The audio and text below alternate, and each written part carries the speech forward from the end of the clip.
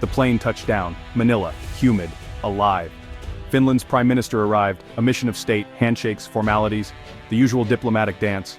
Nordic cool met tropical heat, a world of difference. Ready for the expected. The schedule was tight, meetings, discussions, policy, all carefully planned, no room for surprises. Or so they thought. This was official business, serious faces, stern ties, another day on the job, just another state visit.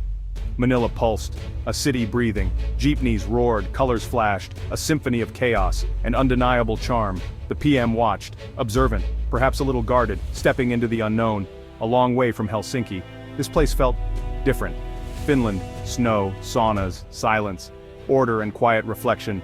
The Philippines, sun, songs, smiles, fiesta and open hearts, two nations, poles apart, or so the brochure said. But humanity has a way of finding common ground, sometimes in unexpected places.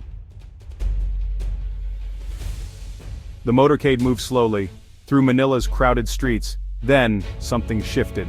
Not on the official itinerary, people, lining the roads, not protesters, not angry.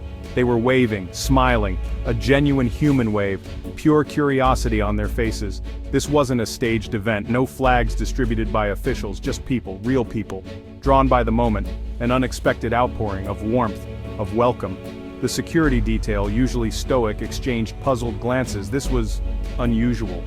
The Prime Minister leaned forward, peering through the tinted glass, intrigued, a flicker of surprise. This wasn't in the briefing notes, this raw, unfiltered greeting, from the heart of the city. This was the real Manila, speaking its own language, a language of spontaneous joy. The lead car hesitated, a brief, unplanned pause. The energy was palpable, a current of goodwill, flowing from the crowd to the visitor inside. A connection made, instantly before any official word. The city had spoken first. The itinerary included a school, a community center visit, standard diplomatic fare usually, a chance for soft PR, but this felt different. Children gathered, eager, their eyes wide, full of light, not just rehearsed politeness. Something more genuine shimmered. They came forward, shyly, clutching handmade gifts, drawings bright with color, small crafts carefully made, offered with earnest hands. Not for a head of state, but for a guest, a visitor, someone new in their world. Simple offerings, rich with meaning.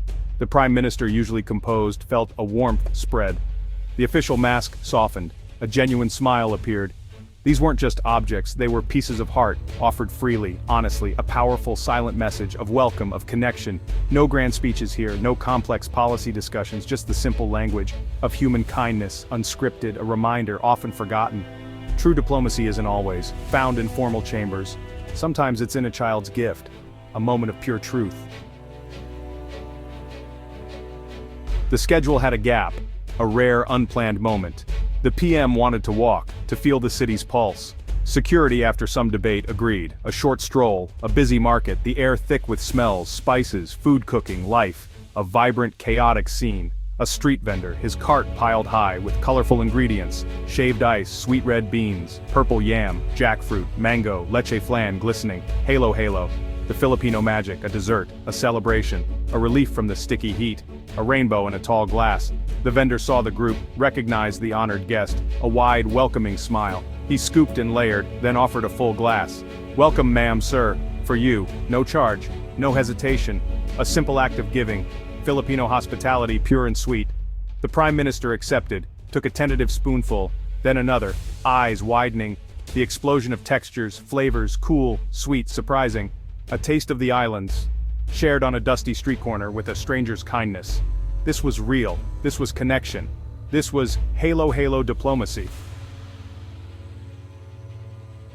Section 5, Worlds Apart, Hearts Aligned, Finding Common Ground, Finland. Land of 1,000 lakes, long, quiet winters, deep forests, people known for reserve, for valuing solitude, sisu. A culture of thoughtful silence and meticulous order. Efficiency is a virtue. Words are chosen carefully, emotions kept often private. The Philippines, archipelago of smiles. 7,600 islands, tropical sun, endless fiestas. People known for openness, for community. Bayanihan, a culture of vibrant expression and spontaneous joy. Life lived out loud, emotions shared freely, warmly. On the surface, stark contrasts, different rhythms, different worlds. One cool and introspective, the other warm and gregarious. Yet something resonated. Beneath the cultural veneer, a shared human frequency. Kindness, sincerity, respect. These values know no borders. The Prime Minister saw it, felt it, in the unexpected smiles, the unsolicited generosity. The Finns prize honesty, authenticity. The Filipinos offered it openly, without agenda, without pretense. A surprising beautiful harmony, two different songs, playing a similar human tune, finding common ground. Section 6. Beyond the itinerary, echoes of laughter and song. The official talks resumed, trade agreements, bilateral ties, the usual diplomatic script. But the air had changed. Something had softened, lightened. The unplanned moments, the street greetings, the children's art, the taste of shared halo. They lingered, pleasantly. Stories began to circulate, among delegates, among staff, of the PM's spontaneous encounters, the halo moment especially. It became a small legend. Even seasoned diplomats cracked smiles. The human element, undeniable, had broken through the protocol, making everything feel more real. An evening reception, scheduled.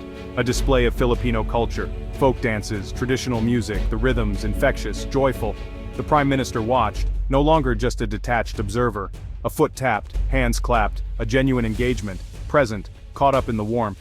Perhaps someone started singing, a familiar local tune or an impromptu invitation to join a simple dance step. Moments not in the program, unrehearsed, unfiltered, pure. The sound of laughter, shared, across cultural divides. These were the true souvenirs, etched in memory, lasting. Section 7. The seeds of change, forging new paths. The visit drew to a close, planes waited, farewells were said, but this was not just an ending, it felt like a beginning. More than just handshakes exchanged, a genuine understanding, forged, in the heat, in the smiles. A spark had been lit, something new was taking root. Back in Helsinki, amidst the snow, the Prime Minister recounted the trip, not just the policy points but the stories of the people. The unexpected warmth, the spirit, the connection that transcended all diplomatic formality. It shifted perspectives, opened minds. The Philippines felt closer now. In the Philippines, a quiet pride, their everyday hospitality, their natural way of being, had touched a world leader, been seen, been valued. On an international stage, it reaffirmed their identity, their belief in human connection. A small boost to the national spirit. What followed was tangible. Deeper cooperation, not just words.